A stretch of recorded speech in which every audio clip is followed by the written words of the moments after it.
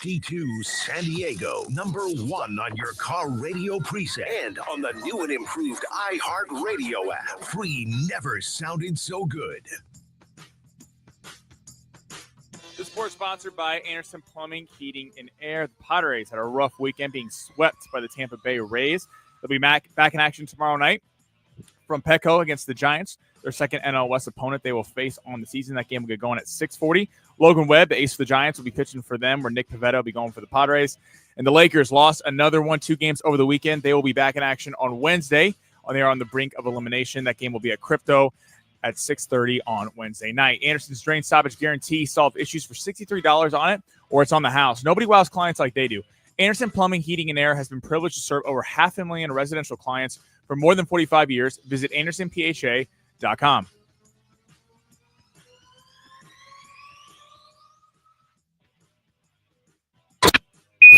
Check the clock. What time is it? It's high noon. Yikes. The Rays win this one. It's a 4-2 final as they sweep the San Diego Padres. The Padres swept at Petco. SDFC falls at Snapdragon Stadium. And the Lakers... The Wolves have taken Game 4. They lead the series 3-1. On the brink. Plus, is it too early to say who won the NFL draft? Probably. But we'll try in the Fletch Zone.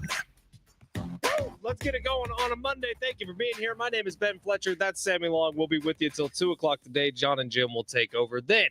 Plenty going on. Sammy and I were just joking while we had Big Voice Guy doing the big introduction. Shout out CJ. Everything that could have gone wrong this weekend, it feels like it went wrong for teams that people care about in this region. Obviously, everyone cares a lot about the Padres. How about a nice fat sweep for you from the Tampa Bay Rays, who had a bad start to this season? And this was at Petco Park. How about the Lakers kind of unfathomably being on the brink of elimination now after 2 really disappointing games against the Timberwolves, and SDFC taking a loss out at Snapdragon Stadium this weekend? I could hear that entire game take place from my condo. They really cranked up the volume on Saturday night, and it was a rough weekend. What happened in hockey, Sammy, your team? It was a brutal day yesterday. It was just a bad day. The Kings that came back on overtime. The Lakers, of course, got to break my heart once again. It was Padres got swept. Man, it was a rough weekend. By the way, a rough one. Sammy and I, we have this rundown. It's like a Google document that we can both take stuff, add it to the rundown, take stuff off the rundown. It's kind of just mapping out where our show is going to go. Rarely do we stick to the rundown, but we have it there to put stories on and communicate before the show. Usually, Sammy will add a bunch of stuff to it. Then around 11:30, I'll come in and make some adjustments, make some tweaks, add some of my own stuff.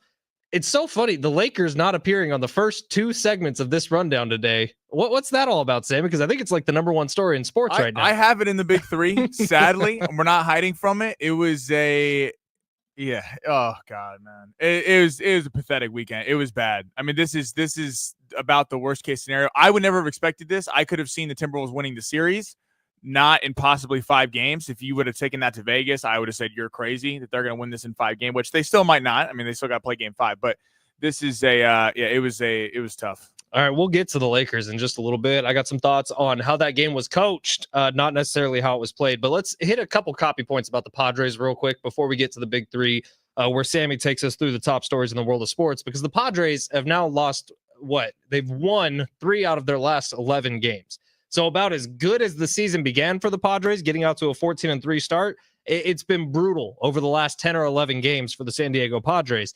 That cushion that we were all bragging about early on in the year, where we said, yeah, hell, this NL West might actually come down to the final few games because the Padres are starting so well and the Giants are starting so well and the Dodgers are starting so well. That cushion feels like it's almost disappeared at this point.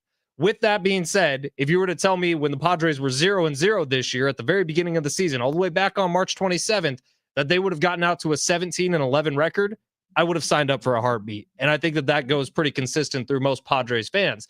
Like, that's a good record to have at this point in the season. But the trend is awfully disturbing, man. And I get it. Injuries have everything to do with this. I understand that. I really do. But the fact that not everything though. The Padres have scored 5 runs in the last 5 games. I don't care who's in your lineup on a day-to-day basis. That's terrible for a Major League Baseball team who, by the way, still has Fernando Tatis Jr., Manny Machado, and Xander Bogaerts in their lineup. 5 runs in 5 games is abysmal. It's terrible. In fact, the Padres, I believe, they went 30 straight innings without scoring a run over these last few games. That's about as bad as it can possibly get for any team in Padres history. I believe it's like number 3 on an all-time list for most consecutive innings without scoring a run in Padres history. It's bad. It really has gotten that way. However, once you start adding some pieces back to this lineup, you feel like it goes right back to normal. That's the hope, at least. But if Manny Machado's slumping like he is, if Xander Bogaerts is playing terrible baseball in the field and at the plate, which he has been doing, this Padres team could be in some trouble. It's a bit of a head scratcher what happened this weekend at Petco Park. Do you know Xander Bogaerts' last RBI was on April 8th? That sounds 16, right. 16 games ago. How many home runs has he hit this year? This is a man who's getting paid. What was his contract? 350? He's making like 25 a year. I mean, it is. We talked about this before the weekend. This was the perfect weekend for us to be coming in on Monday talking about how Xander Bogaerts stepped up. We both hope for that. Because he's getting paid to be that. This is not. Gavin Sheets has been amazing. But if Gavin Sheets were cooled off a little bit too. If he cooled off, though, I'm not going to sit here and kill Gavin Sheets because I think there's expectations that come with Gavin Sheets that what the Padres have gotten so far, I think that pretty much exceed most people's expectations. Even the most optimistic people, they're going to be happy what they have from him. Xander Bogaerts, I mean, this contract is awful. It is one of the worst in baseball so far. He has not delivered on this at all, and there's really no way to get out of it unless they want to sell off a bunch of money and try to get rid of picks or package something. It's brutal. This was a perfect opportunity for him to step up, and he failed. He dropped a fly ball in the middle of the infield, couldn't hit worth a lick. Had multiple opportunities to come through for the Padres over the last few days and did not. Xander Bogaerts catching a lot of heat from Sammy Long and the rest of the internet today as we sit on a Monday. But maybe things get better, right? I think tomorrow Luis Arraez scheduled to come back. Hopefully by the end of the week, Jackson Merrill comes back. Like injuries, having those two, let's just start with those two, Luis Arraez and Jackson Merrill, who are two of the more exciting pieces of offense on this team. Having them out for as long as they've been out has obviously hurt the Padres and coincided with this. The other question that I'd just like to maybe pull the grenade pin off and throw it out there like John Morant, has it become obvious that Jackson Merrill already is the leader on this team? Like moral compass, leader. It's certainly not Xander Bogaerts. I'll tell you that right now. For sure. And I don't think it's necessarily Fernando Tatis Jr., who is playing great. Is still playing really, really great baseball. In the field, behind the plate, Fernando Tatis Jr. has been excellent. There's a difference between being a leader and the best player on the team. For sure. Like, is Jackson Merrill already there? Because this team has a very distinct difference when Jackson Merrill's on the field when he's not. Text us 70470, start your message with team. I don't think it's a coincidence that since Jackson Merrill's been out, the Padres have been playing some terrible baseball. I think he's really at that point where he's already potentially the leader of the team. All right, every single day at the top of the show, we go through the top stories in the world of sports. We just hit some Padres news, so we'll leave them off the big three. But let's hit it, Sammy. Your lunch break is here. Ready to go back to the office and knock the socks off your friends? I mean, coworkers? It's time for the top stories of the day. The Big Three. You can always tell when the Lakers had a rough night because Sammy's hair is just deflated the next day. It was a rough Sunday. The hair's deflated. He did not sit in his salon chair this morning. He did not fix every little thing. So if you want to see Sammy's hair being deflated, find us on X at Fletch and Sammy, Fletch and Sammy, and then on YouTube at San Diego Sports 760. That one stays live all the way till 6 because John and Jim carry it right after we do. Sammy, where are we starting? We're going to start with those Lake Show. Who is most to blame for the Lakers being in a 3-1 hole and possibly on the brink of elimination? I don't know if he's to blame for the fact that it's down 3-1. He's definitely to blame for Game 4, JJ Redick. And it's not even close, in my opinion. Watching that game, you could tell one team was tired, one team wasn't. You could tell that one team kind of lost the fight halfway through and one team didn't. JJ Redick coached that game about as poorly as I can remember a playoff game being coached. When you play 5 guys for the entire, was it the whole second half or just fourth quarter? Whole second half. 5 guys. One of them wasn't even a starter. When you play 5 guys the entire second half, and clearly with about 7 minutes left in the game, there is a dramatic shift towards the Timberwolves' favor. JJ Redick, man, a basketball game is a bunch of little mini battles. He was a little too focused on the war, not the mini battles, because sometimes you just got to let your bench get in there and take some lumps and maybe go through a stretch where you give up 10 points in a row. That's okay if you have fresh legs for the end of the game.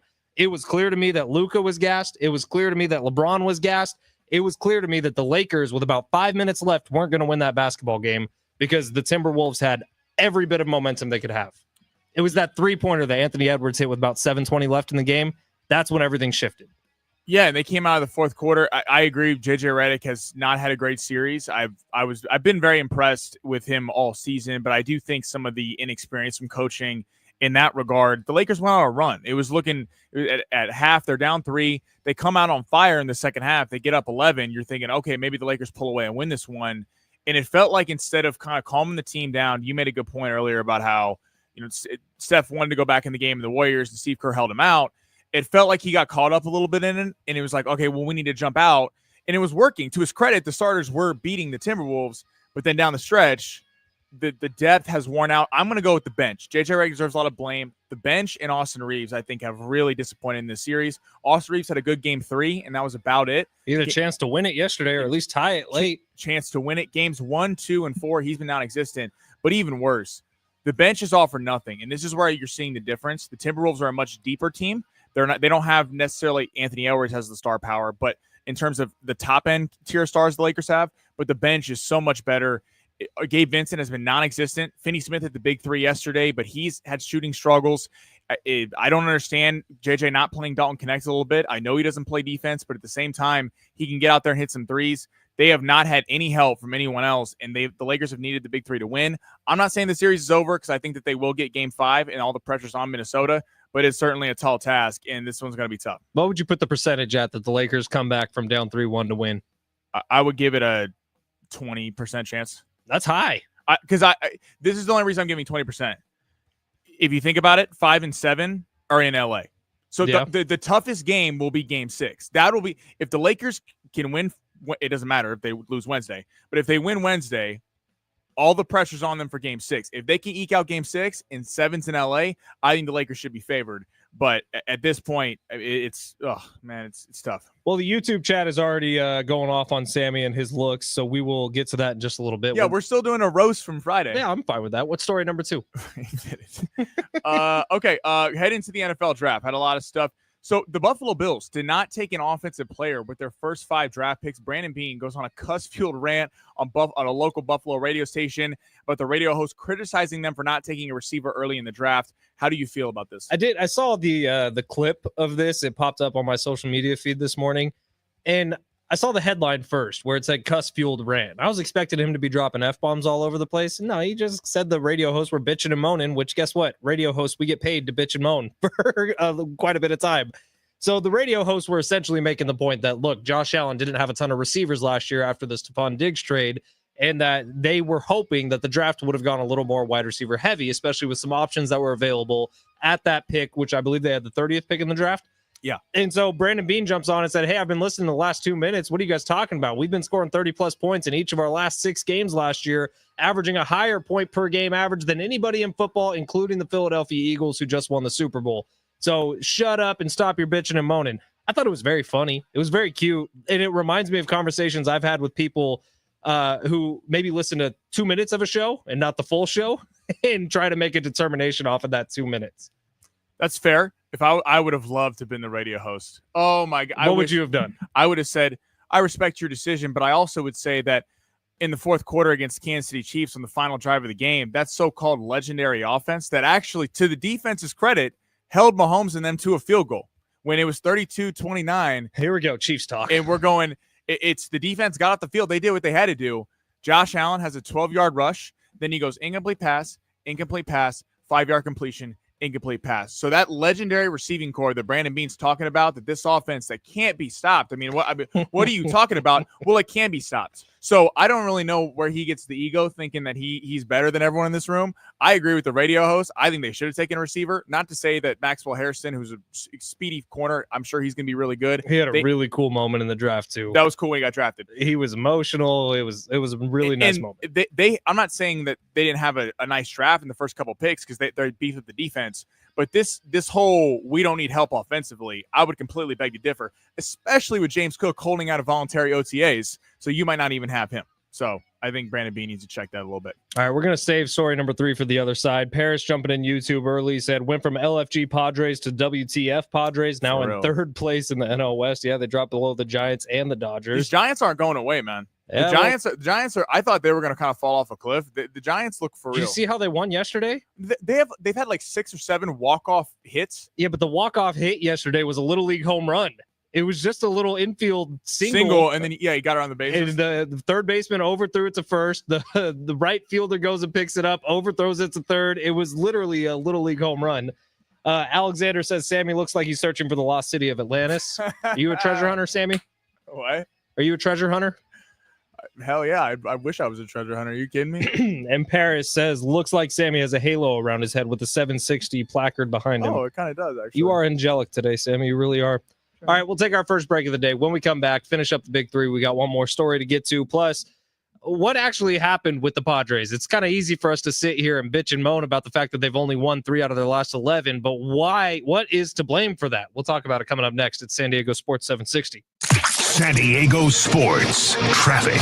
This report is sponsored by Anderson Plumbing, Heating and Air. Surface Street crash eastbound Bonita Road at Sweetwater Road. Lanes are blocked eastbound. North 15 before Mira Mesa Boulevard. An accident involving a semi off to the right shoulder. Freeway up to speed. Stall on the west 76 connector to the north 5. It's on the shoulder. Mark Zegan, San Diego traffic. Anderson's Drain Stoppage Guarantee. Solve issues for $63 or it's on the house. Nobody wows clients like they do. Anderson Plumbing, Heating and Air has been privileged to serve over 500,000 residential clients for more than 45 years. Visit AndersonPHA.com. Dear employer, my name is Phil Martin. My name is Michael Raskovich. Ronaldo Bird. Zach Deiser. I am writing to express my excitement at the opportunity to join your team. As someone on the spectrum, I may communicate in ways that are different from what you are used to. I possess a unique set of skills that sets me apart from other candidates. Thank you for your consideration.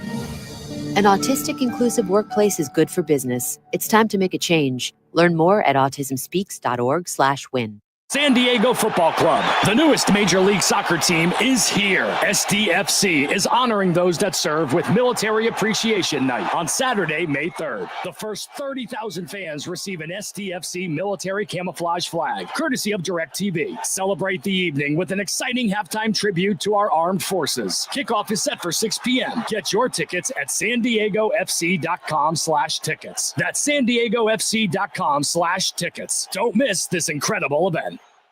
Hey, it's Fletch for Gary Cooper over at Mountain Trust Mortgage and Realty. Let me throw you a scenario here. You see an advertisement for a lower mortgage rate. You feel the pressure to refi your loan because a big company way outside of San Diego is telling you that it's a good idea. Now do me a favor. After you take in all that information, call Gary Cooper so he can cut through the BS, the shell games, the smoke and mirrors, and tell you what's really going on. 858-376-1299, 858-376-1299. Gary Cooper is going to tell you what the big companies don't want you to know. Gary Cooper is going to explain why those companies are going to end up costing you more money than you need to spend. My wife and I were lost in the shell games that the companies play. We were lost in the smoke and mirrors.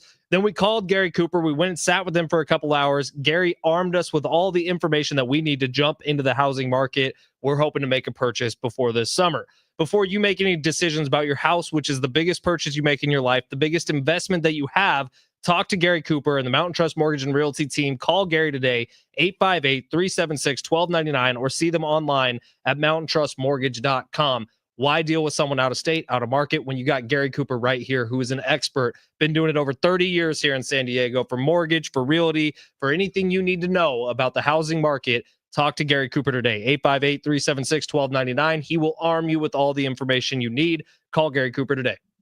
CEOs you should know. Powered by iHeartMedia. Let's meet Jenny Lawson. She is the president and CEO for Keep America Beautiful, a national nonprofit organization founded in 1953 that aims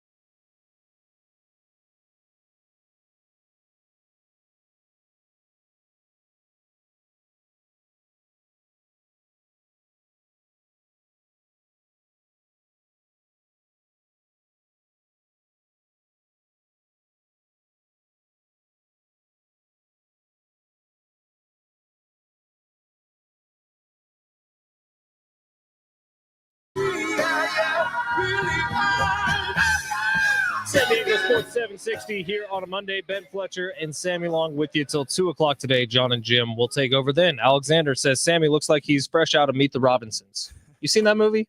You do kind of look like a little kid.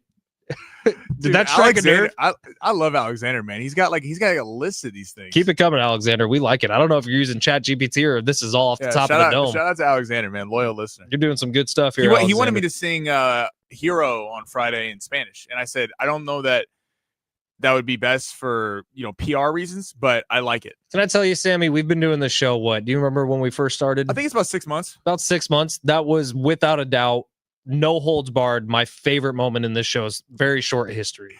What I hope happened on Friday is that there were some people who weren't listening to the whole show and just tuned in at the 150 hour. Same. And they're like, what the hell's going on? But we're mid song and we're going for it. I loved it so much. Not because it sounded good, because it didn't. You're not a great singer. No offense. It wasn't terrible.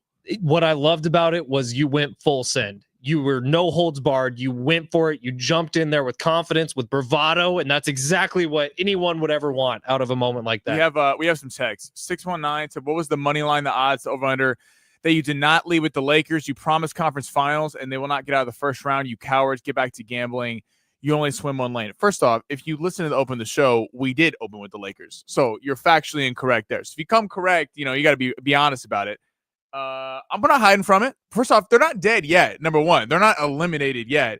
I'm sure we got a Clipper fan on here. It's okay. 619. First of all, thank you for listening to the show. I would like to say I never promised anything about the Lakers getting to the conference finals. That is all Sammy Long over there, who is a Lakers fan. I promised conference finals. And that's fine. And they are probably going to get bounced. I'd probably lean more with you here, 619. I'm absolutely fine if the Lakers get embarrassed here.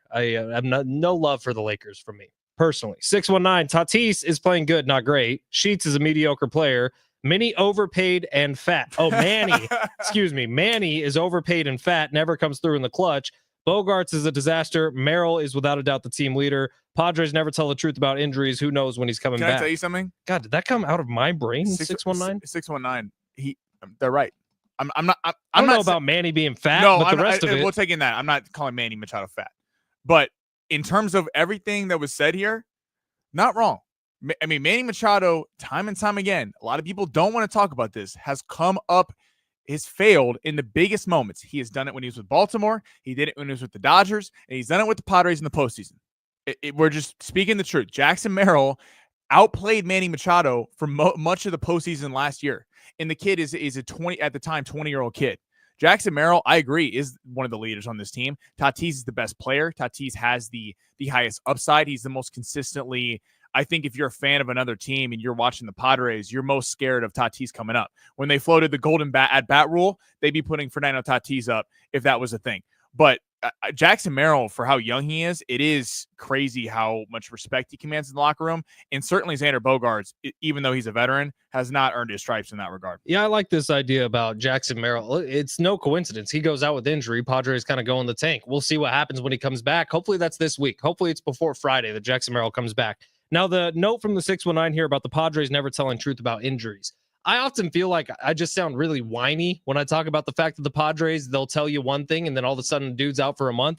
But this is a trend that needs to be explored. How many times has this happened? It happened with Dinelson Lamet a few years ago. Mike Clevenger a couple years ago.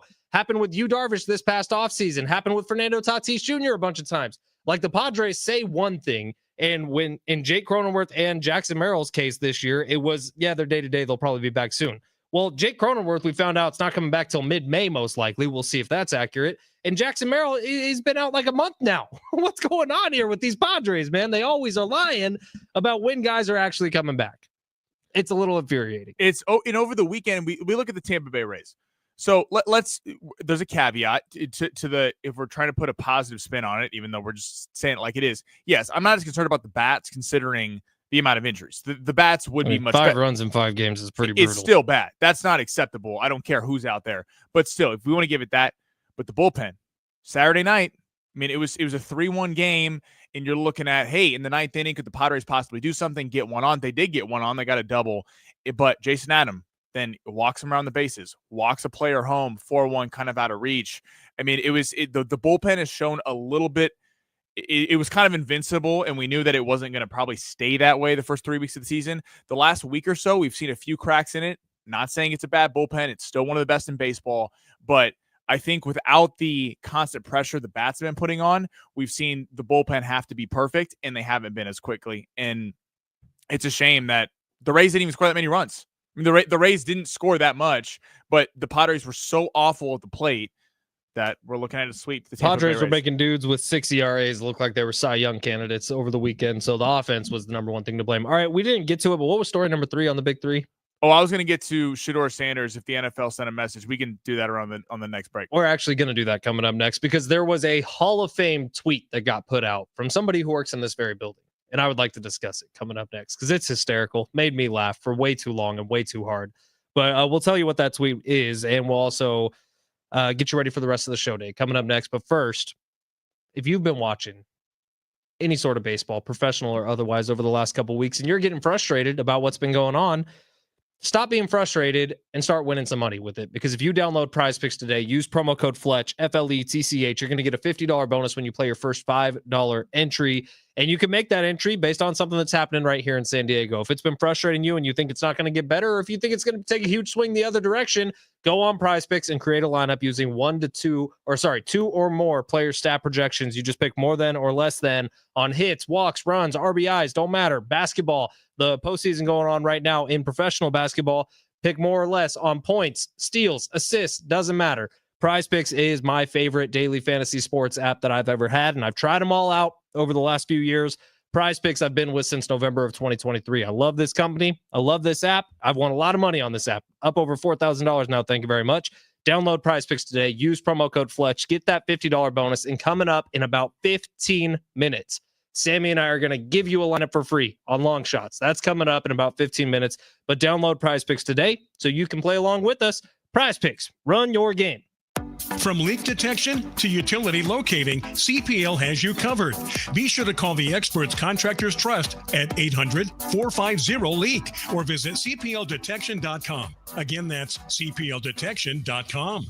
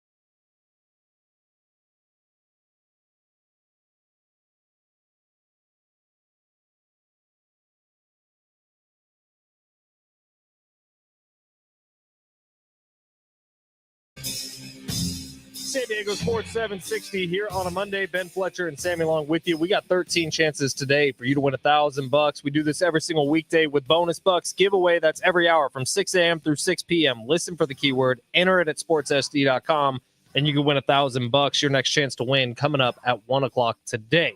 All right, it is San Diego Sports 760. Sammy and I are with you till 2 o'clock. John and Jim will take over then. We're going to get into Shedeur Sanders in just a second, plus an excellent tweet that came out of this building over the weekend. That was one of the funniest ones I've seen all year. But before we get there, Sammy, on the text line, 949 says, Padres are just waiting for a new foot cream to reveal the return dates of all these guys. I don't know what the punishment is for teams. There is no punishment. There isn't one. And the Padres have no reason to tell us the truth. Like, the Padres are the Padres. We're the fans. Like, we don't really deserve to know the information, but it is frustrating as hell, man, when you just cannot believe a word that comes out of the organization. Well, I have more of a problem with it in baseball because in the NFL, I get strategically where you're playing week by week. You don't want them to have time to set up and run film if you have a cornerback who's maybe hurt, maybe not. 100%. If you have a quarterback who you got to have your quarterback, yeah, we don't know if he's going to play. Maybe the whole plan was play him all along. Guess what? Then they have to game plan for two quarterbacks. In baseball, with 162 games, I mean, I don't see that as much where, yes, obviously they're game planning. They're scouting the pitchers beforehand. They're looking at how Machado swings the bat versus Tatis and their foot stances and all this stuff. But it drives me a little crazy when we kind of see the same treatment from the NFL to that. I wish they'd be a little more forthcoming. It makes it hard to trust the Padres. I mean, really, when they say stuff about guys are going to be back in a week, and then, Cronenworth, day to day. He's going to be back next weekend. I could name 5 off the top of my head right now that have been like ridiculous polar opposites of what actually ended up happening. Mike Clevenger and Dinelson Lamet was in the same season. Padres are about to go on a playoff run, and they came up with something that ended up being something else. Fernando Tatis Jr. with the shoulder thing a couple years ago. Fernando Tatis Jr. with the back thing a couple years ago. And then this year, Jake Cronenworth, Jackson Merrill, Yu Darvish, all of them were, we'll figure it. Elbow fatigue. He'll be fine. Right, elbow just fatigue. A couple weeks off. Yeah. It's like, where's Yu Darvish? Again, do they owe us anything? No, but at the same time, it's kind of hard to get an assessment of where the team's going to be and what they're going to look like when guys get hurt, and it's just you can't trust them. All right, Shedeur Sanders in the NFL draft, who was talked about as the second quarterback who's going to come off the board in this year's draft, pretty much unanimously. Like, I'm not going to say that anybody called that he would fall as far as he did, because nobody did. Everyone thought he was going early. Obviously, NFL teams had a different idea. And over the last couple of days, we've gotten reports about his cologne usage when he walks into meetings, that it stunk up the entire room. We've gotten reports about him bringing an entire entourage to meetings, that teams figured it was unprofessional the way that he acted. He was wearing headphones during meetings. We've seen a smear campaign coming from a million different angles out about Shedeur Sanders. I don't know how much of it's true. I think a lot of teams are maybe trying to cover up the main reason that he didn't draft Shedeur, which would be that he immediately becomes the biggest celebrity in the room as soon as he gets drafted to that team, which is true for the Cleveland Browns. Shedeur Sanders is now the biggest celebrity in the entire Cleveland Browns organization. Day one, even though he was the second quarterback they took in the draft.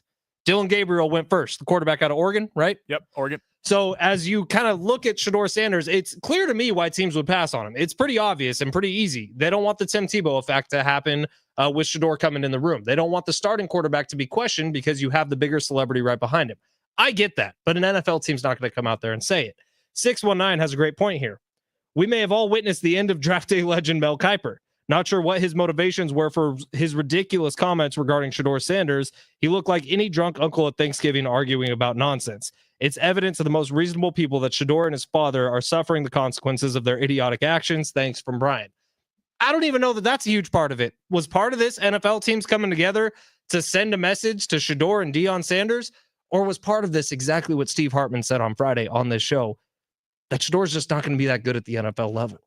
That he's a pocket quarterback who is not fitting the mold of what today's NFL quarterbacks are, who can run and do a lot of different things. He doesn't have a huge arm. I'd push back on that. He does have a pretty big arm, and he is mobile enough. Brian, really appreciate the text. I listen. Mel Kiper had himself a rough draft. Responding to Mel Kiper, as a personal Mel Kiper fan, I'm always gonna want to see him.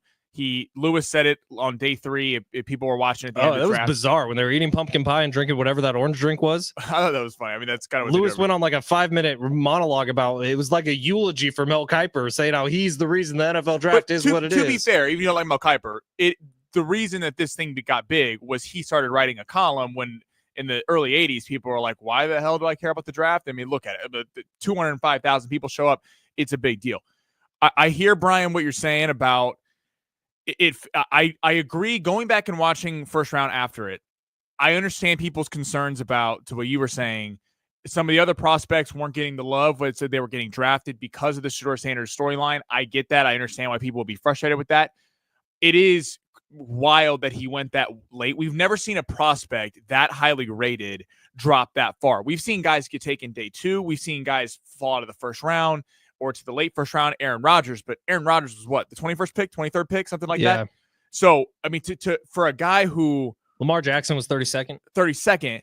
I mean, for a guy who had the highest completion percentage in all college football, and on if you just took the name off the back of the plate, which I know you can't do because Deion's going to be involved. He's going to be talking every time that they're going to be asking him in the interview of Colorado the day before they play. But if you just look at his tape, there is no way he is a mid-day 3 pick. Not even especially in this draft where there wasn't a whole ton of great quarterbacks around. Yeah, there wasn't much. It's certainly all the reports. There was a little bit of a smear campaign. Now, has he brought some of it on himself? Totally. I mean, you got it's the Sanders family. Deion could talk. Deion would talk everything and piss a lot of people off, except Deion was so good that people are going to put up with it because Deion shut down half the field and was a great kick returner. We'll see on Shedeur. Maybe this is humbling. I will give Shedeur credit on this. A lot of people kind of want to run down his character. The prank call was funny. It was hilarious. Was funny as hell. I was laughing my ass off. But to his credit, that could have been a moment where he could have been like, yeah, went off. This is BS, all this stuff. I give him credit for keeping the live stream going. He kept it going. He handled it like a pro. I probably would have turned it off. Other people were getting mad, and he actually handled it pretty well. So I want to give him credit. I've never been a huge Sanders fan, but then the way the smear campaign happened and the way it was like, we're going to kind of like what happened to Luka, except Luka's just way better, was like, we're going to not take apart his play. We're going to take apart his moral character kind of because of what his dad has said. Yeah. That's where I kind of align a little bit. I'm kind of rooting for Shedeur a little bit. Shedeur Sanders has an opportunity to shut everybody up. He's going into a decent situation, I think. Look, he ended up being the 144th pick in the draft, which I think is embarrassing low. I really do, but I'm not embarrassed for Shedeur Sanders, or Shedeur Sanders shouldn't be embarrassed. That's teams. The Cleveland Browns got a great value pick at 144. But did you see after? So apparently it's come out today.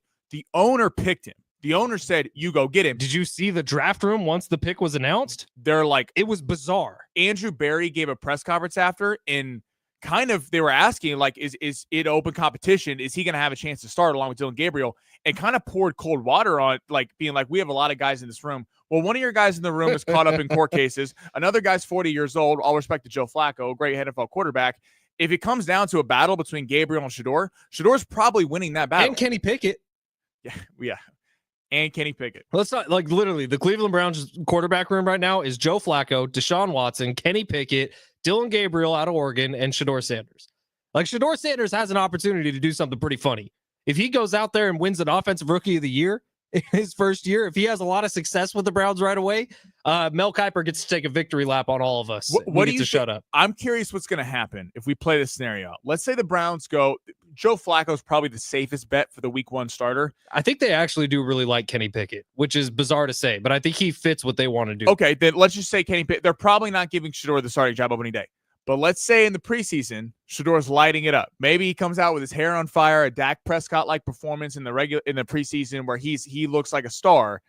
And I'm curious to see how Shedeur handles this. And they don't give him the job.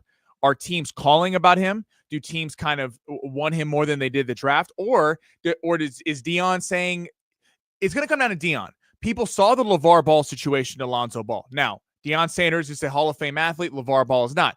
No one wants LeVar Ball talking when Lonzo's trying to play basketball for the Lakers. The same thing. People don't want Deion on the mic chiming in on a head coach that might get himself fired for Deion Sanders.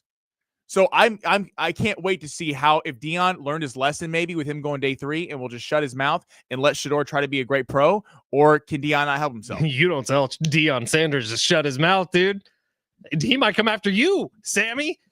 Dion is different. 619 says Shador would have been drafted even lower last year. I think he might not have been drafted last year. We can be completely honest. 858 said the same. Mel Kiper said he would retire if Jimmy Clausen didn't succeed in the NFL. Yeah, Mel said that a couple times. He's never retired, though. He just keeps going. Well, what's funny, they kept showing that graphic of quarterbacks that he ranked, and they kept putting Jimmy Clausen up there. I'm like, I don't know that Jimmy Clausen is someone we... Well, what was hilarious is it was literally through 3.5 rounds of this draft, the Mel's big board is sitting on the bottom right of the screen the entire time. So if you click on ESPN, all you saw was Shador Sanders' name right there on his best available. It was honestly, it got to a point where I started to feel a little bad for Shador Sanders. I really did.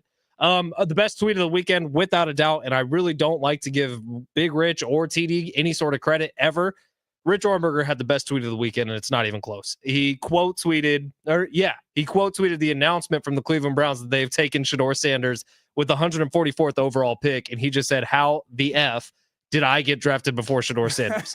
Because Rich Ornberger, believe it or not, and this kind of adds into the hilarity of it, was drafted 123 by the New England Patriots when he was drafted, and Shador Sanders goes at 144. That just kind of shows you how crazy it is. I'm not saying anything bad about Rich's NFL career. No, yeah. All I'm saying is Rich Ornberger, obviously not the prospect. We're going to get Rich on Sanders. later this week because I'm curious what he thinks about this. We have never seen a prospect have this much baggage going into to a team that hasn't been off the field issues in terms of not like an assault thing or a charge, a legal charge. A gas mask full of marijuana. A gas mask full of weed from Laramie Tunsil. We have never seen this kind of almost disdain for a prospect who... Do you think that all the stuff coming out about his interviews are bullshit? BS? Hit the dump button, please. Do you think it's all BS? I think if it's true that what CBS Sports said about how the interviews that he didn't think like a team like the Bills or like the Ravens who aren't going to draft a quarterback, if he purposely tanked those interviews, I could see a situation where the NFL goes, "Oh yeah, you well look at you now, you're falling. Well, guess what? We're not going to take you," whereas the team might have earlier on. If that's true, I side with the NFL a little bit. But it's crazy to me. I mean, Pittsburgh, for all the reports that they came out on draft night, was that they were to the last day, or were they going to take a Harmon out of Oregon, or were they going to take Shador? Well, that was BS because Shador, they had 4 different chances to take him, and they didn't take him with any pick. Cleveland had 4 chances to take him. Do you think it's BS or do you think it's real? I think it's real. I think that he legitimately, like, the New York Giants meeting is the one that we know the most about, supposedly. Yeah, Dable apparently did not like him. That he came into the interview with 30 of his friends with him. He came in, had headphones on with music playing the entire time. They were around his neck like this, and he had music playing out of him the whole time that was audible. And apparently his cologne was over the top. But I don't know if that's Shador taking it on purpose or that's just who he is. And he shows up saying, "Hey, this is me, man. Deal with it." And then it's also like, we're never going to know this. We'll never know any of this. But did Dion advise this? Is Dion not involved? I'm hard pressed to think Dion's not involved. But is Dion going? Well, the biggest difference between Shador and the rest of the people who were drafted is Shador doesn't care where he got drafted, like literally where in the draft he got drafted, because he's already fine financially. Like Ashton Jeanty became the second highest paid running back in the NFL immediately when he got drafted because of how high he got drafted. It's Saquon Barkley, Ashton Jeanty. That's 1 and 2 in terms of the pay scale in the NFL right now for running backs. Shador doesn't care about that initial signing bonus. Shador has money. I mean, if Shador's taking a pay cut. He made $500,000 over the last couple of days just by streaming. He was making like $5 million or something at Colorado. He's making 1.2 per year now. It's I will love to see the 30 for 30 win, and if it ever comes out, on what happened over the last 4 days with Shador Sanders, because we're obviously not being told something. We are being fed a lot. I'm so curious to see what ends up coming out of this. And the first time Shador gets to a microphone, what the Cleveland media actually asks him, because I would love to know. All right, quick break here. San Diego Sports 760. When we come back, it's time for long shots. Sammy Long's going to make us some money. If you want to download the Prize Picks app, use promo code Fletch. You get the $50 bonus when you play your first $5 entry. You could use that $50 bonus for long shots. Coming up next, San Diego Sports 760. San Diego Sports Traffic. This report is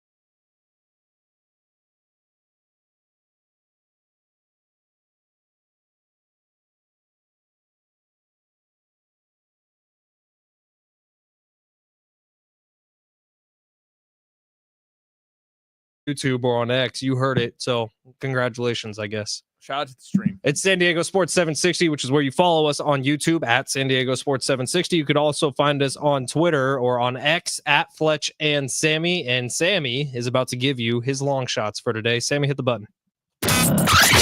Let's see. Underdogs? Nah, that's old. Those with a less than good chance of winning? Too wordy. Wait, got it.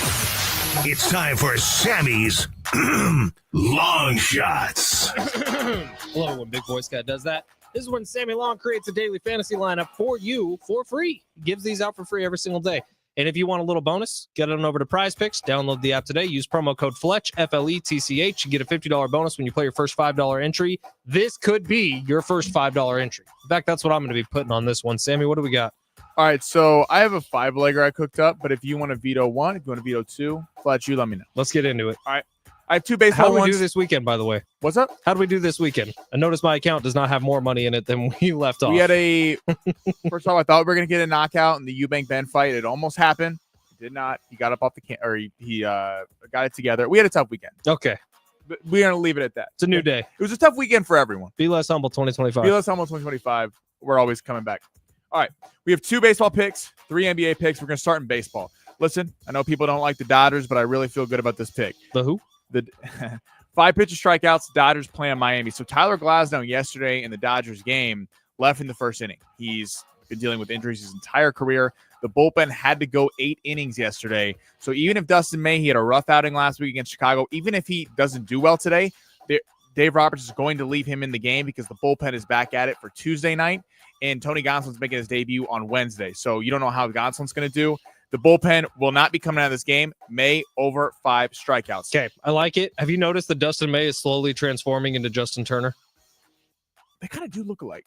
It's like slowly as Dustin May's getting old. Because we first met Dustin May when he was, 19 years old? Yeah, he was, he was a baby.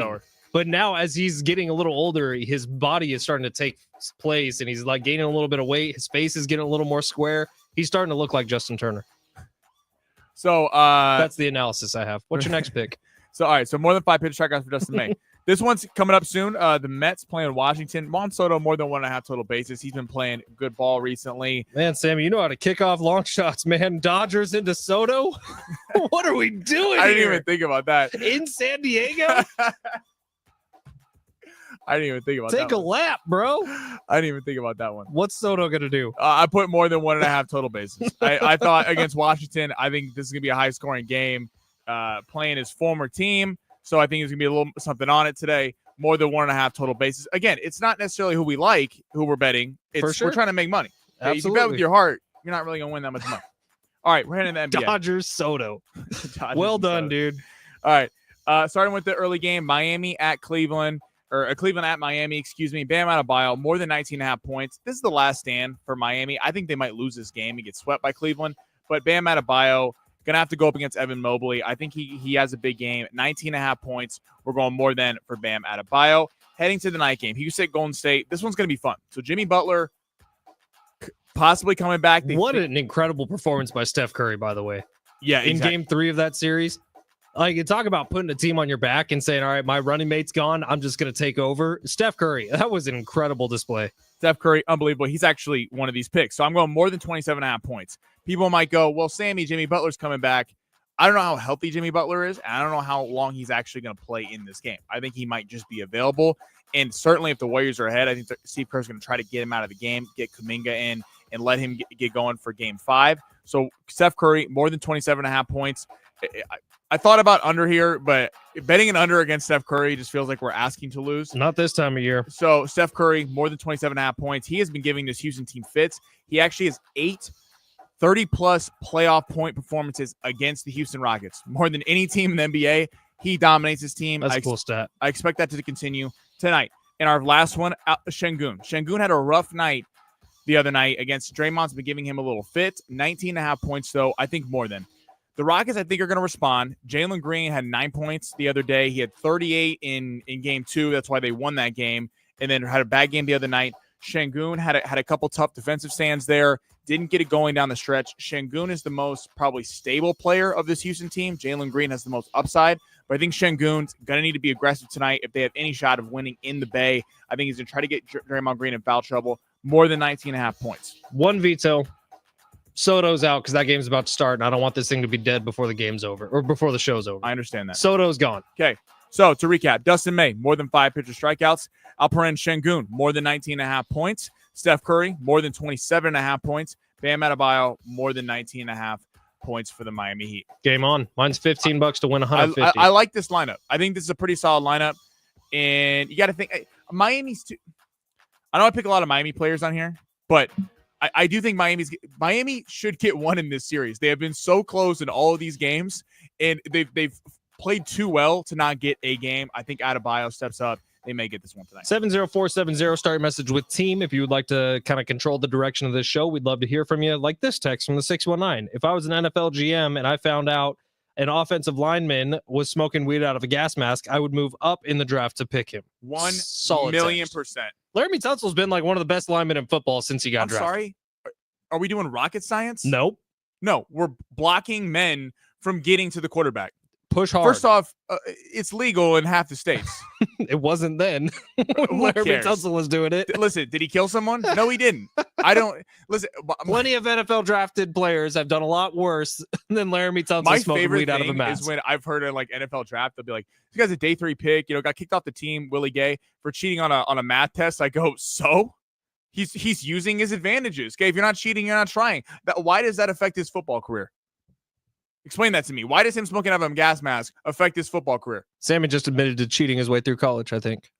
Well, I mean, I'm not going to deny that. we had to math got tough in high school. You were in COVID college though, so it's different. I feel like everyone got a free pass then. San Diego Sports 760. Quick break. GPT. When we come back, hour number 2 is off and running. We'll tell you how you can win $1,000 on this very show. That's next. Doja Cat, Gwen Stefani, David Guetta, Meghan Trainor, and more. Wingo Tango presented by Fiji Airways. May 10th, Huntington City Beach. All ticket prices go up May 2nd, so get yours now at AXS.com. Vote SDCCU Best Credit Union in the San Diego's Best Union Tribune Readers Poll for the 26th year in a row at sdccu.com/vote. With SDCCU, you can deposit checks, pay bills, and more, all from your phone. SDCCU takes care of their customers and the community. I'm voting them best, and you should too. Federally insured by NCUA. Message and data rates may apply. San Diego County Credit Union. It's not big bank banking. It's better. For details, visit sdccu.com/vote. Hey, it's Fletch. If you haven't downloaded the Prize Picks app yet, do it now. Download Prize Picks today. Use code Fletch to get $50 immediately. The app is super easy to use. To create a lineup, all you got to do is pick more than or less than on a few player stats for a shot to win up to 2,000 times your money on Prize Picks. You can mix and match player projections from different sports. Combine your favorite basketball players with players from baseball, hockey, esports, and much more. If your lineup isn't perfect, Prize Picks invented the flex play, which means you could still cash out or double your money even if one of your picks doesn't hit. It's all about you. That's why Prize Picks puts their members first. All withdrawals are fast, safe, and secure. When my picks hit, I can get my money in as quick as 15 minutes, and you can too with Venmo, Apple Pay, MasterCard, and more for quick and easy deposits into your bank account this sports season. Download the app today. Use promo code Fletch to get $50 instantly after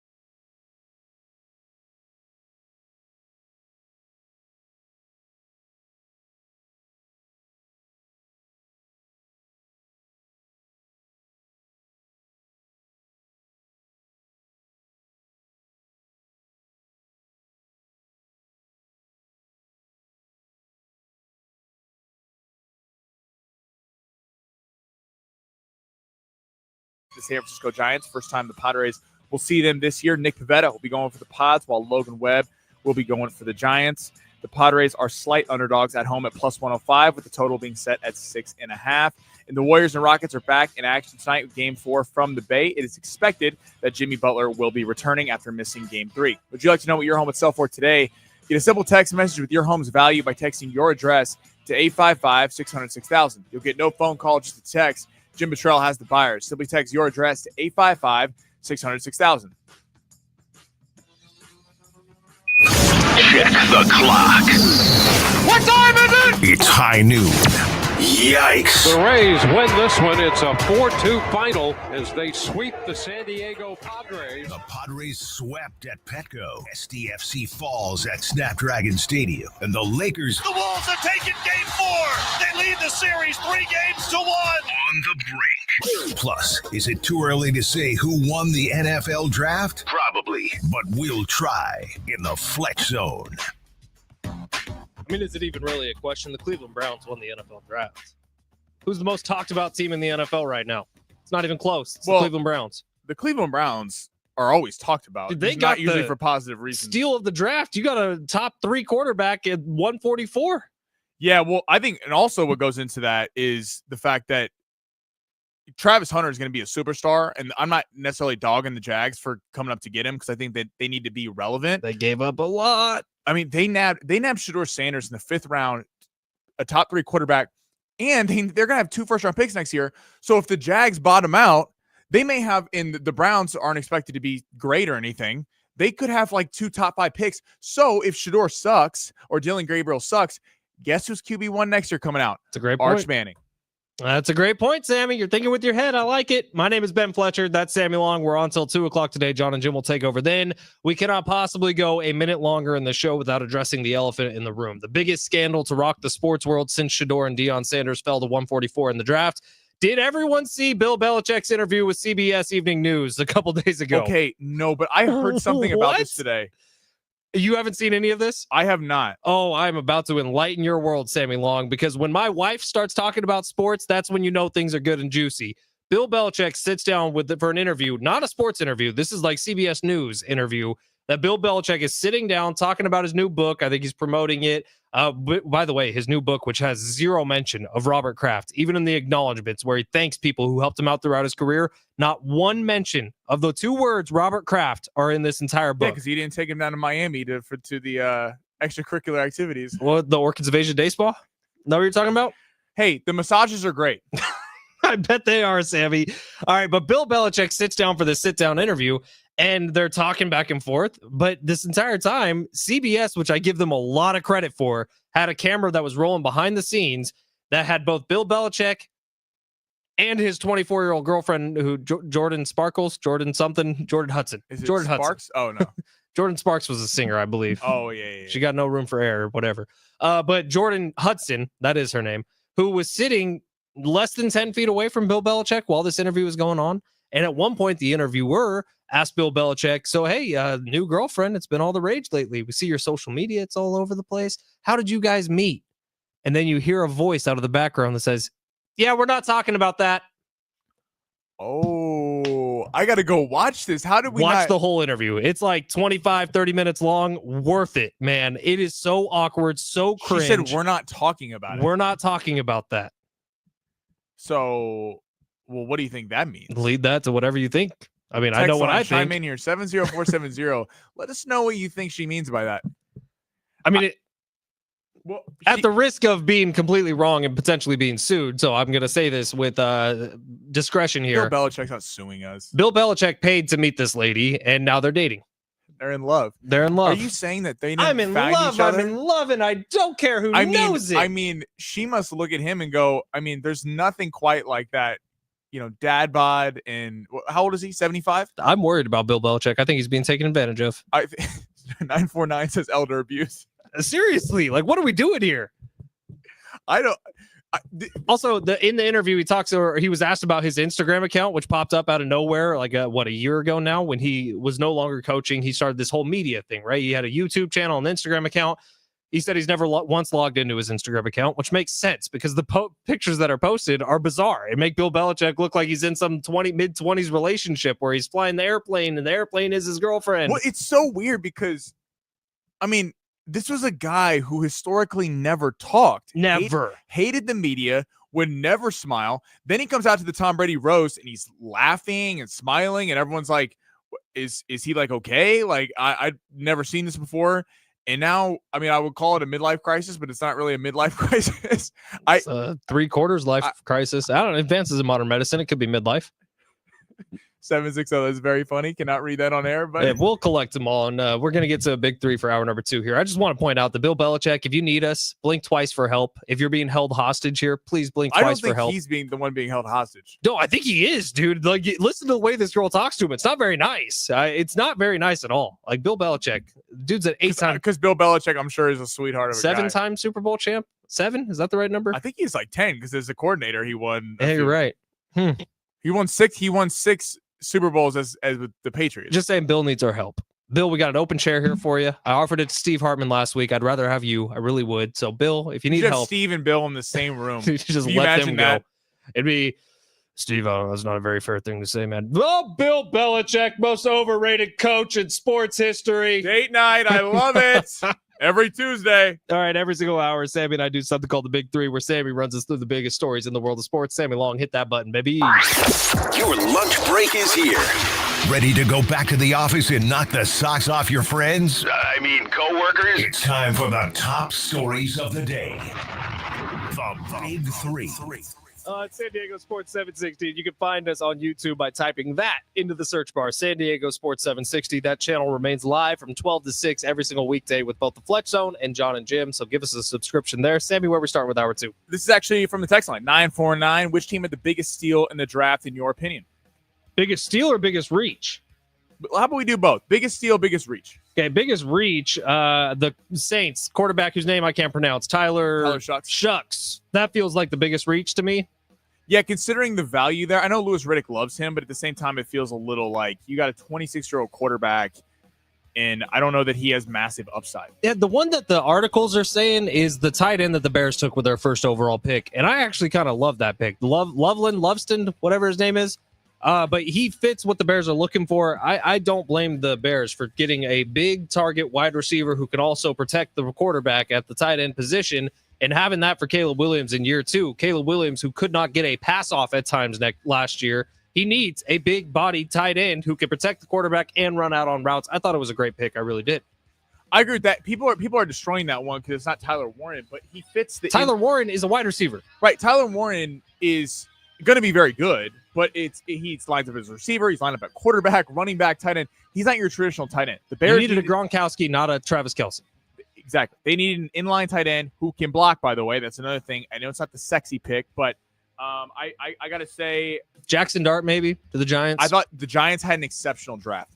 Getting Abdul Carter, one of the best pure pass rushers in the entire draft, then able to get Jackson Dart at 25, a guy who I think is going to be really good. In this Giants team you look at, there's a lot of talent there. I mean, I'm not saying that they're going to go win the division. They got the Eagles in there and then Washington, but the Giants are not a rollover. You could be looking at the Cowboys finishing 4th. I'm being serious. I actually am going to give the Cowboys a little bit of love. And normally I'd take any chance to bash the Cowboys. But people are destroying the Tyler Booker ad because Micah Parsons went viral. He talked about how he was live with Darius Slay and he kind of frowned. He wanted McMillian, the receiver from Arizona. I think this was actually Jerry Jones showing some growth. Took an offensive guard. Wasn't a skill position player. Wasn't a flashy wide receiver. Wasn't a running back. Good for Jerry. 100%. They did what they needed to do. They got tougher at the line of scrimmage. They helped out Dak Prescott, and they're not sitting there going. The teams that win draft day that are always being talked about aren't necessarily always the teams that succeed later. The teams that have quiet draft days and just build where they need to build are important. I'm not even being a homer. I love the Chiefs got Josh Simmons. I couldn't believe he was there. I thought he was going to be taken way before the Chiefs were. Usually when there's a guy that everyone is kind of pointing to that they're going to take, it never really happens. But the Chiefs being able to get him, I thought was big because Patrick Mahomes can't keep getting sacked in the Super Bowl, or we're going to see the same thing happen year in, year out. We're happy for Josh Simmons, who's a San Diego native. He just joined a potential Super Bowl team. He looks high. Shout out to he looks high. All right, Sammy, next. All right, what team would it be worse for to lose in the first round? The Clippers, who are 2-2 with the Nuggets, or the Lakers? How is this even a question? How is this even a question? It's a question because what team is more built to win now?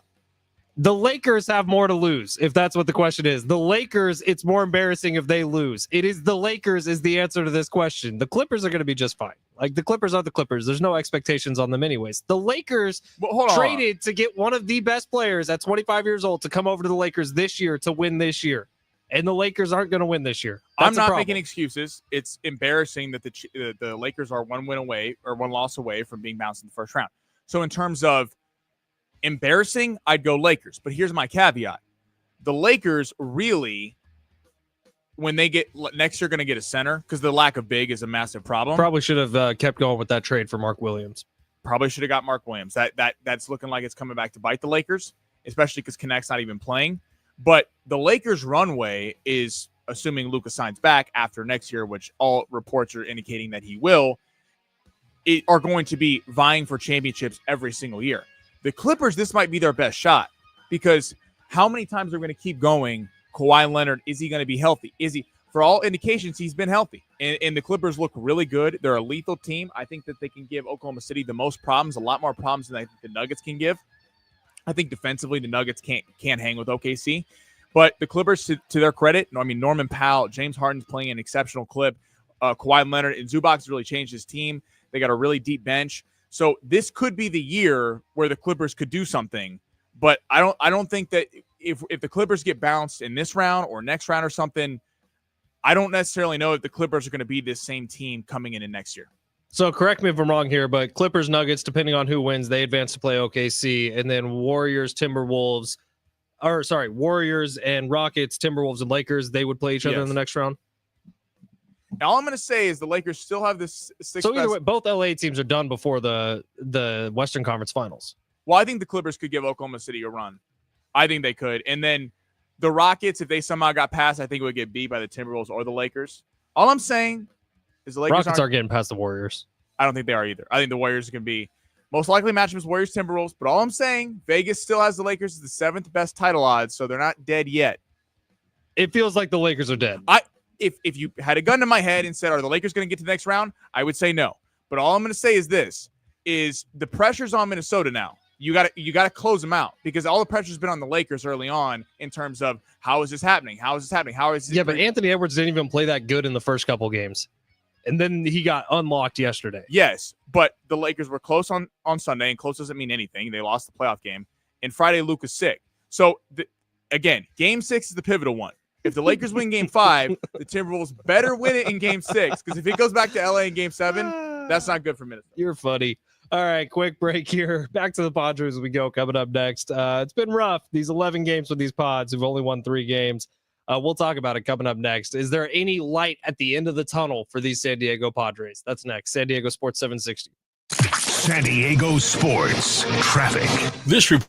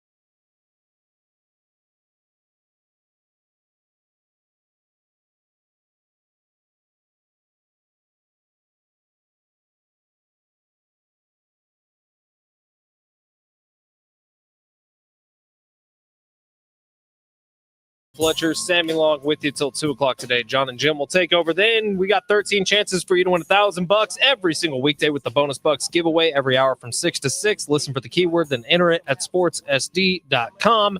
Your next chance to win coming up at 2 o'clock today. Just listen for the keyword. Happen right at the top of the hour, right before John and Jim. Take that over to sportssd.com. You can win $1,000 just like that. Grand in your hand. Bonus bucks giveaway. We love money. It is San Diego Sports 760. Let's talk some quick Padres here who have a day off today. Then they got the Giants coming to town for a 2-game quickie coming up tomorrow. First pitchers in that game, it's Nick Pivetta, and it's the Giants ace, right? Isn't it Logan Webb? Yeah, Logan Webb. That's going to be brutal.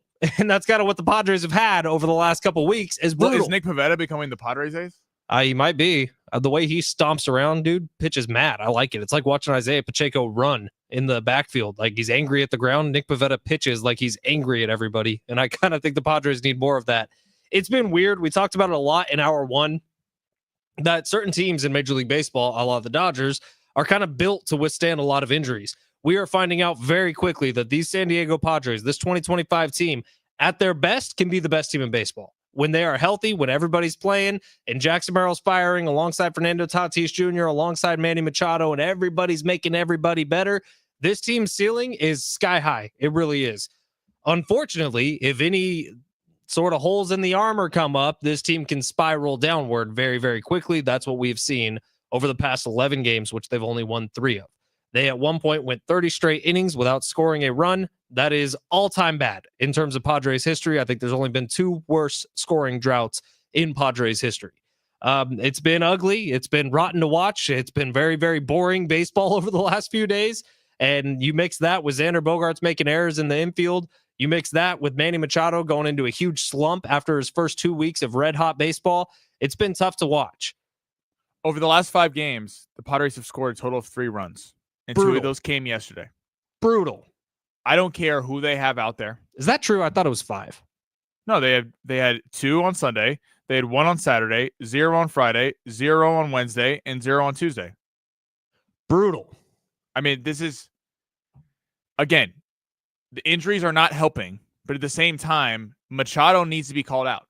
Machado and Bogaerts should have been the guys that we're looking at over the weekend and go, hey, they care. I mean, with the injuries, were they going to sweep the Rays? Maybe not. But at Petco Park, where you've been one of the best teams in baseball, if not the best team in baseball since the start of the season, with that home crowd advantage, I mean, it was packed. I was watching the game Saturday night. I mean, it was completely packed. It's the biggest party in San Diego, and that kind of performance.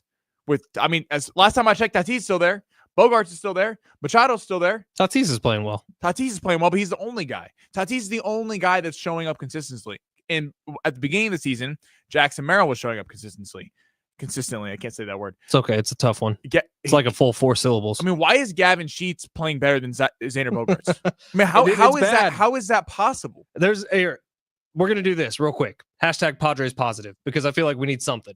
Fernando Tatis Jr., that play he made in right field where he threw the dude out at home, electric. One of the cooler plays I've seen of this MLB season so far this year. Fernando Tatis Jr., heroics at the plate last night. That's not a game without Fernando Tatis Jr. He's a lot of fun. Manny Machado, can you do something, please? Yeah, but the problem is you don't win a baseball game with one player. That's true. I mean, literally, the Diamondbacks were the perfect example of this. Eugenio Suarez, over the weekend, went 4 for 4 in a game with 4 home runs, and the Diamondbacks lost. Sammy, it's cool to talk about other teams and how great they are. They lost. You want to talk about the Dodgers? You want to talk about how fun and how deep their roster is? They can take injuries all over the place. The problem is the Dodgers have massive injuries right now, too. Blake Snell's on the IL. Gonson's coming back on Wednesday, but then Glasnow just got hurt again after leaving the game last week against Texas due to shoulder discomfort. So the Dodgers look like the same kind of things happening early in the year. Blake Snell and Tyler Glasnow, this is the risk the Dodgers take. The Dodgers have signed injury-prone pitchers. Blake Snell? What? Injury-prone? And tried to make them aces, and they are. Blake Snell and Tyler Glasnow, when they're out there, are 2 of the best pitchers in baseball. Problem is availability is the best ability. Now, they are more established to withstanding injuries because you got Sasaki who's coming along, and Yamamoto's been one of the best pitchers in baseball season. It's nice for the Padres end that Nick Pivetta has been so good. It's disappointing that the last few starts, Vasquez has kind of not been what we thought he was, but Kevin Acee said it on our show. I mean, there's a reason why Vasquez and Kyle Hart are 4 and 5 starters. we probably got a little too high on them after the first couple weeks of the season, considering how well they were doing. I was more high on Vasquez. I kind of thought Kyle Hart, the wheels would come off a little bit. But, I mean, with all these injuries, the bats and the pitching staff and the bullpen have to be money. And we've seen some cracks there. And the bullpen, I'm not going to destroy the bullpen because it's hard when the offense is giving you nothing. I mean, it's hard to keep going out there and throwing shutdown innings when the offense is literally nothing. I mean, 3 straight games of 0 runs. I don't care if you have minor leaguers out there. That's embarrassing. 30 straight innings without scoring a run. That's bad. All right. Off the Padres to the NBA, because I did not feel bad for a second with what happened to the Lakers yesterday. I could have called that about halfway through the third quarter. If JJ Redick was going to leave all those guys out, it was going to end poorly for them. And it did. I did feel really bad, like sick to my stomach bad about Damian Lillard, who that's the worst. He fights like hell to get back for this postseason. Something you often don't see in today's NBA. It's like guys get the free pass to be off for a year. You still collect your paycheck. You're good to go. Damian Lillard fights like hell to get back after dealing with blood clots earlier in the season, makes it back for the postseason, plays some good minutes, but you could tell something's a little bit off. And then boom, there goes his Achilles tendon. And that's putting his next season in jeopardy. Dame time came to an end. His career, man, at his age. But Damian Lillard, man, one of the most fun players to watch. All-time gamer. Like, dude is a fighter. And you talk about a guy, by the way. Not a bad rapper either. Not a bad rapper, actually. Very true. You talk about a guy who elevates his game at crunch time. I mean, I've never seen I've seen players like that, but we've seen players who are really good NBA players who shrink at some of the biggest moments. Damian Lillard, I mean, some of those Portland teams, if they surrounded him with anybody, it was just him and McCollum. That was literally the two of them, so they couldn't get past the Warriors because they had no depth. They had nothing on the bench. But the fact that they were even in some of those series, it sucks to see Damian Lillard go down with that injury after rushing back. It's a bummer. Yeah, Damian Lillard's been one of my favorite players to watch for a long time. That made me sick to my stomach when I saw Damian Lillard walking off the court. That really does suck. All right, and then did everyone see the update that we got last week on Magoon Guath? Sam, did you see this one? Came out on Friday. To San Diego State? He's coming back to San Diego State, but he's also undergoing knee surgery for that incident he had against Utah State this year that kept him out for the last half of last season. And then he made his way back for the NCAA tournament. But Magoon Guath, Dutch has spoken, saying he should be good to go by the time offseason activities start up for the Aztecs. Hopefully that's the case, but it is a bummer to hear that Magoon Guath, who I would say was the Aztecs' best player a year ago, was the best freshman in the Mountain West Conference, was the defensive player of the year in the Mountain West Conference, is having to undergo what they called arthroscopic knee surgery. So it's not super invasive, but that is a bummer. Yeah, it's like a cleanup. Yeah, it's with Magoon Guath. I mean, for him to kind of reach the next level and to become an NBA player, in terms of, I mean, this kind of been the plan all along. He's uber talented. I mean, unreal on the court. He's definitely got to get stronger, and that's a problem with some of these guys who are super tall, super skinny, lanky. You have these kind of leg injuries, knee injuries because of the kind of lack of strength in the legs. But you know, if it's just a cleanup, he'll be ready for the season. All right, in San Diego Sports 760, take a quick break here. I'm going to force Sammy to watch the Bill Belichick interview during this next commercial break. And if you haven't seen it yet, I highly suggest you will. I will put out a tweet right now from @Fletch Sports so you can see the clip. But texts are rolling in right now, by the way. I'm worried about Bill Belichick. All right, I really am. I'm worried about the Super Bowl champion, the winningest head coach in NFL history. I'm worried that Bill Belichick is being severely taken advantage of right now. I really think that's the case. We'll talk about it coming up next. San Diego Sports 760. Hey, it's Fletch on San Diego Sports 760. And if you're hearing my voice right now, your potential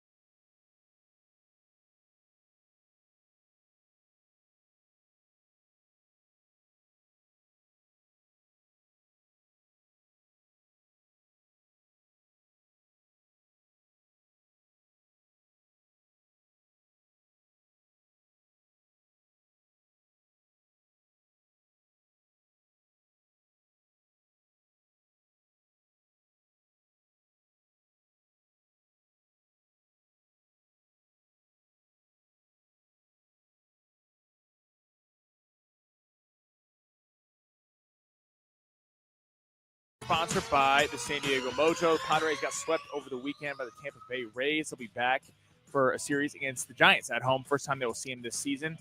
Logan Webb will be on the mound for the Giants, while Nick Pivetta will be going for the Pods. The Giants are currently minus 130 on the money line. That game will be tomorrow at 6:40 in the NBA tonight. The Cavs are looking to close out Miami in South Beach. That game will be going at 4:30. The Cavs are favored by 8.5 and expected to do so.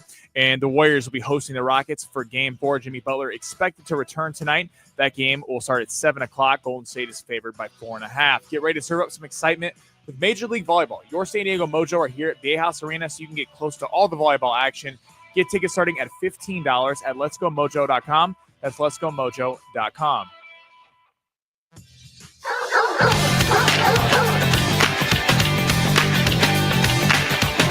Wednesday night, 6 o'clock, right here on San Diego Sports 760. It's SDFC Midweek Live. Here from the head coach, Mikey Barris, as well as interviews with players and coaches. Find out the latest club and MLS information, hosted by Darren Smith. SDFC Midweek Live every Wednesday night, 6 o'clock, right here on your home for SDFC, San Diego Sports 760. Rough night for the boys out at Snapdragon Stadium on Saturday night. Hopefully they can figure out a way to turn things around here. Can't wait for SDFC Midweek Live this Wednesday night, 6 o'clock, right here on 760. All right, I'm going to do my best here to clean up some of these texts that we've gotten over the last hour or so talking about Bill Belichick. By the way, I have tweeted out about 30 seconds of that interview at Fletch Sports on X. Find it there. Some of the most cringeworthy stuff you'll ever see in your life. Sammy, did you watch it yet? I have not. I was Okay, doing my well, update. I'm going to clean up these texts and read them. You watch that so I can get your reaction. But from the 619 or 760, excuse me, that lady's philosophy must be life-changing. Again, I am editing these texts. You put 2 and 2 together. 619, bro, she's so lucky. Belichick is a catch. Imagine walking down the beach with him, looking up to see that stud walking right next to you. Lucky girl. 619, I hope I did that okay. And he said, LOL, bro, I would do it for that Belichick bag. Walking on the beach with Bill Belichick does sound nice. 619, Luka had way better teammates out in Dallas. No way they're winning a championship in LA. Don't tell that to Sammy Long. Well, wait till we get a center next year. You could have had a center this year. It was a mistake. I told you. It was a mistake. He was in LA. It was over. The one thing the Lakers are missing right now in a big way is a center who can score. I agree. You're not. I understand. It was a Did you misstep. see Magic Johnson taking shots at the Lakers? That's why I love Magic, bro. Magic tells it like it is. He does not sugarcoat anything. It's bad, man. It's bad. They're not done yet. I'm riding with my guys. It's not looking great, but maybe they can get game 5 and make this thing a series. They need to get a center, and the shooting has not been there from the supporting cast. All right, tell me you watched the 30 seconds. I did. 619 said Sammy's on fire, bro. The laughing face. Thank you, 619. I think that was during long shots, and you had said Dodgers pitcher followed by Juan Soto back to back. That is when that text came in. That came in later. No, that's when it came in. Look at the time. No, when I said no, after ChatGPT. 949 said Sammy used ChatGPT in college. I'm not gonna confirm nor deny what I used in college, but listen, I think using resources is a powerful thing and a skill that needs to be learned, and you can learn that in college. You have a graduation, or you have a degree, right? SDSU, San Diego, and Miramar. I got to fit all my community college brethren out there. Shout out to you guys. Look, you have a college degree, man. Doesn't matter how you got it. C's do get degrees. And if you were able to cheat good enough to avoid suspicion from anybody and still get that degree, I think that you worked the system and you won. Again, congratulations. We're not confirming or denying anything. Plausible deniability is always a valuable thing. All right, so Bill Belichick, though. 949 says Bill's family needs to step in and have an intervention. Bill's in trouble, man. I mean, I don't know what else everyone else is seeing, but I give CBS a lot of credit here because it was an interview. It was a sit-down interview to promote Bill Belichick's new book. His new book, which, by the way, does not mention Robert Kraft once, not even in the thank you section of people who helped him along in his career. Who the hell is buying that, by the way? A lot of people will probably, but that's what the point of this CBS News interview was. It wasn't even a CBS Sports interview, and I give them a lot of credit in this and this alone. They realized very quickly the story here is not Bill Belichick talking back and forth with an interviewer. The story here is the fact that Jordan Hudson is sitting in the background dictating where this interview goes. It is extremely awkward. It is extremely cringeworthy. She did herself and him no favors in all of this, and the internet is worried about Bill Belichick, and so am I. Bill, do you need help? I think Bill's doing what he's doing. I'm extending a hand here, Bill, if you need help. It sounds like Bill's okay with this. So, it's very awkward. That 30-second clip you just sent me, it's on Fletch's Twitter. Little uncomfortable Don't know why she's controlling the interview and she's not even being interviewed. But I guess, Bill. She's just in the background, like in an oversized hoodie. Bill's wearing a navy hoodie that has a rip in it, which is very Bill Belichick. You get that, but it's a CBS News interview, dude. There's no suit here. It's very strange. It's very awkward. Watch the clip on my Twitter account at Fletch Sports. By the way, 619 said I made that comment when Sammy was pounding the table for own lineman smoking out a gas mask. Got it. That was a good one. You were on fire there. Congratulations. Literally on fire, just like the bong. Just like the bong. Just like the bong. All right, it is San Diego Sports 760. There's still more to get to here on this Shedeur Sanders thing. So Shedeur Sanders, the quarterback of the Cleveland Browns now, well, maybe, I don't know. Where does he start? 4th on the depth chart? Just above Deshaun Watson? Here's the thing, though. What are the chances that, we talked about this earlier, Dylan Gabriel, rookie out of Oregon, was very successful. Oh, here, let's go through their quarterback room real quick so everyone understands who we're dealing with. Deshaun Watson is the presumed best player on the Cleveland Browns, quarterback who they gave an enormous amount of guaranteed money to come and pick up the franchise and take it the other direction. Since he got to the Cleveland Browns, it's been court case after court case after court case. Even before he got to the Cleveland Browns, it was court case after court case after court case. Most likely, Deshaun Watson is not a Cleveland Brown by the start of next season. So then they have Joe Flacco, who is he 40 yet? I believe he hit 40, yeah. He's got to be getting close if he's not already, who played pretty well for the Browns last year. Yeah, I got to give Joe credit. I mean, but he's not long-term answer at quarterback. They have Kenny Pickett, who was the failed draft pick by the Pittsburgh Steelers a few years ago to be their quarterback. He bounced around a little bit. He has found a new home in Cleveland, who, according to they people just declined in his option, by the way, for next year. They like Kenny Pickett, though. They think he kind of fits. Wait, so he's not going to be on the team next year? They just declined his $22.8 million option. They do not have Kenny Pickett in the quarterback room anymore. So they have Dylan Gabriel, Joe Flacco, and Shedeur Sanders. Well, he's there. They just don't have him for next year. So this upcoming season. They clearly don't believe in they're not sold on Kenny Pickett enough. Why the hell would you pay him $22 million? But this upcoming season, he will be a part of the quarterback room. Yes, he will be a part of it. Okay, so Kenny Pickett, Joe Flacco, Dylan Gabriel, Shedeur Sanders. Of that mess, right now, it does actually feel like Kenny Pickett is probably the most ready to start an NFL season for them next year, which is an insane thing to say if you've watched Kenny Pickett at all through his NFL career. But here's where you should give it to Shedeur, or I guess Gabriel if he plays well, but I don't see Dylan Gabriel as an NFL quarterback. He's a statue. He does not move. He's surrounded by tons of talent when he was at Oregon. I mean, at Oregon, that roster was loaded. The offensive line was fantastic. But so I don't really see him as a long-term answer. But the whole point of trading away Travis Hunter was to get that first-round pick for next year and more picks. So by doing that, you know that the Browns aren't thinking that they're going to win a Super Bowl this year. So see what you have with Shedeur or Dylan Gabriel, but really Shedeur because he's got the upside. If he's great, then you just pulled off the steal of a generation by getting a big-time quarterback in the 5th round. If he sucks or he's just whatever, then next year you can draft an Arch Manning. There is a ton of quarterbacks coming out next year, and you're going to have 2 first-round picks. So you have a ton of collateral that if you want to go get your guy for an organization that has never had a big-time quarterback in the last how many decades? I mean, they've been through the most quarterbacks in the NFL. But so this is why. You want to go back to Johnny Manziel? Johnny Football. And look how that all turned out. I mean, it's weird for Shedeur going to. My thing is, it's so odd seeing Shedeur Sanders with. I made this point earlier. There's no baggage of court cases or anything like this. People there seem to be this disdain around the NFL about Shedeur Sanders in the Sanders family. Maybe that ties back to Deion pissing a lot of people off. He's obviously got a ginormous ego. He's said a lot of stuff, but you're going to put up with it from Deion Sanders because he's Deion Sanders. But Shedeur, it seems like it's kind of went to him. I get it.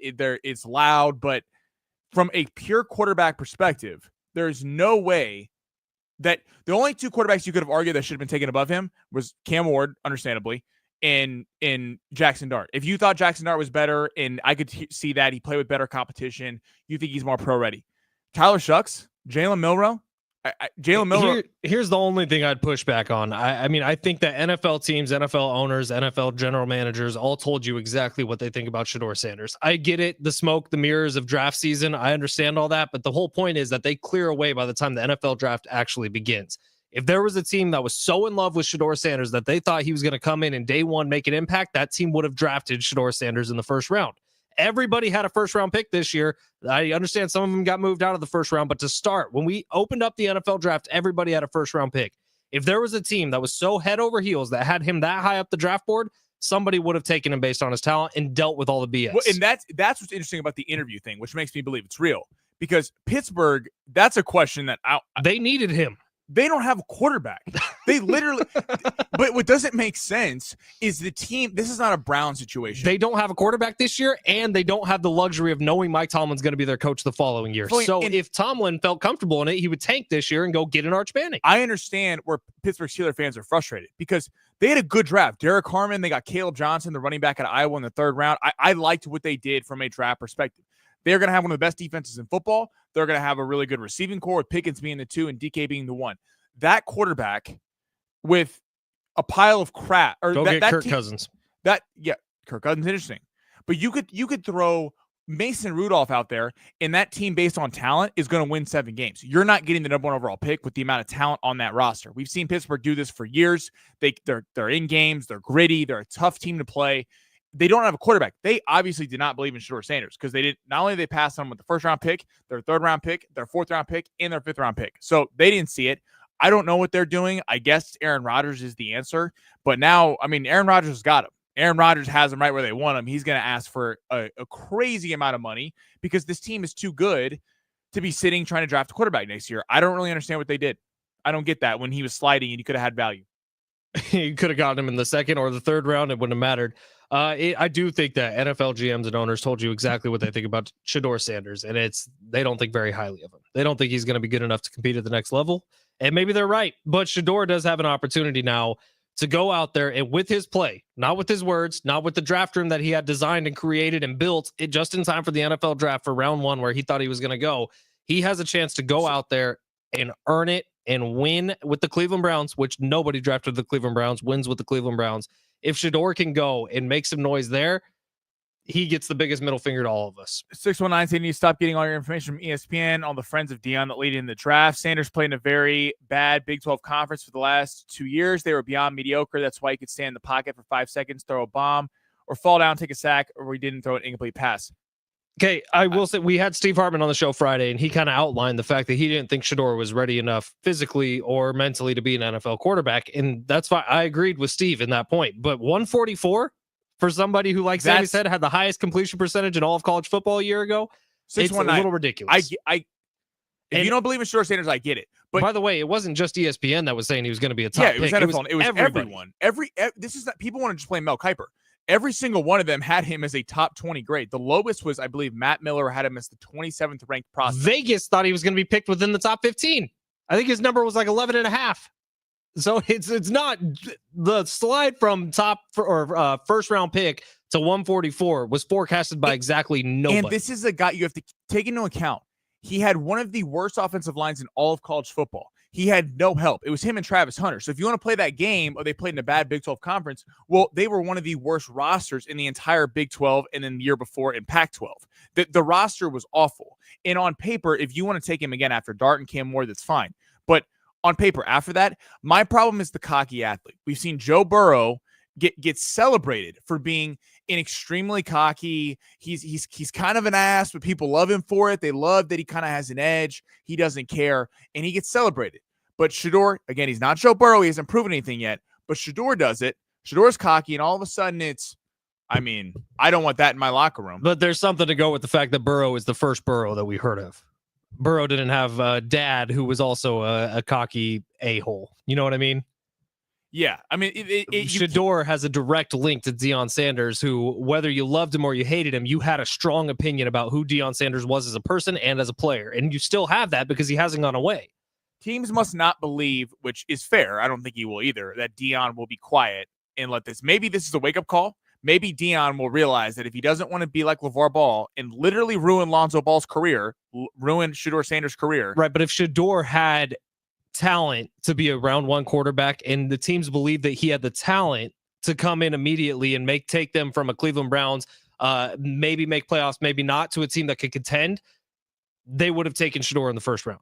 Like, if you believed in his talent, you would take everything that surrounds Deion. You would take everything that surrounds his live streaming, his jewelry, his cologne. You would take all that and say, yeah, but he has enough talent, which is what teams did with Joe Burrow. More to that than because him falling to the 5th round for a lot of teams that need quarterbacks. The 5th is absurd. It's a crazy thing to happen. That is outrageous. If falling out of the 1st, I get. Falling all the way down to 5. If Shedeur Sanders is a top out of 32 teams, if he is a top 16 quarterback Top 16, which is not that hard to beat. That's Dak Prescott. That's Brock Purdy. Dude, we legit got to a point on day 4 of day 3 of the draft where I was like, hell, Niners might as well take him. Yeah, I mean, hell. Why not? Why not? Because you let him ball out in the preseason, you trade him for a pick. Yeah, literally, that's exactly what I was thinking. I was sitting on my mother-in-law's floor because there are no more couches left for me. So I was literally laying on the floor watching day 3 coverage of the NFL draft. Mel Kiper's still talking about how outrageous it is that Shedeur Sanders hasn't got picked. Niners had a pick coming up. I was like, why not? Yeah, 619 said the problem with Shedeur, the public sentiment is moving away from the loud, boisterous, cocky athlete. Dudes like Tyreek Hill and John Morant are ruining it for dudes like Shedeur.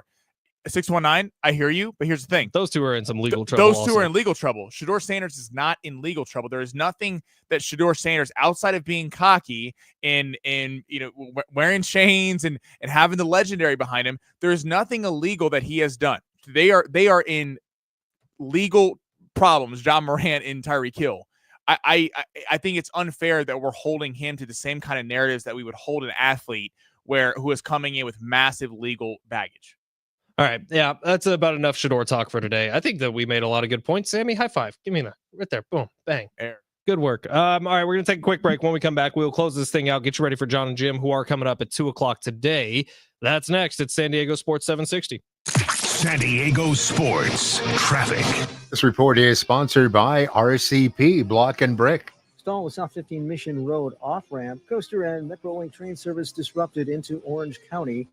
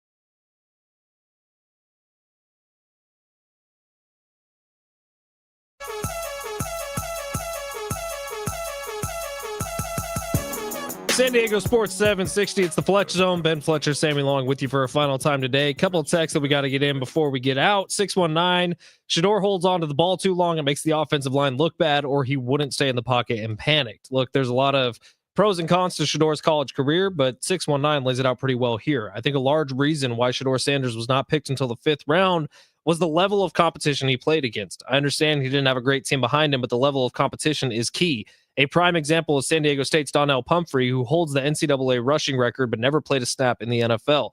He set the record against teams that were significantly inferior to big college programs. Shedeur showed flashes of brilliance against less than stellar defenses throughout his collegiate career.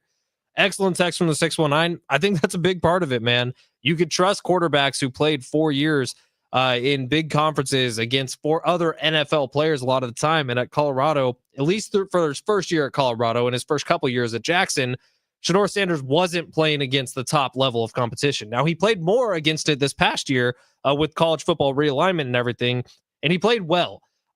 Shedeur Sanders should not have been a first-round quarterback. I will say that and be confident about it. There's no shot in hell he should have been number 144. He should have gone earlier than that.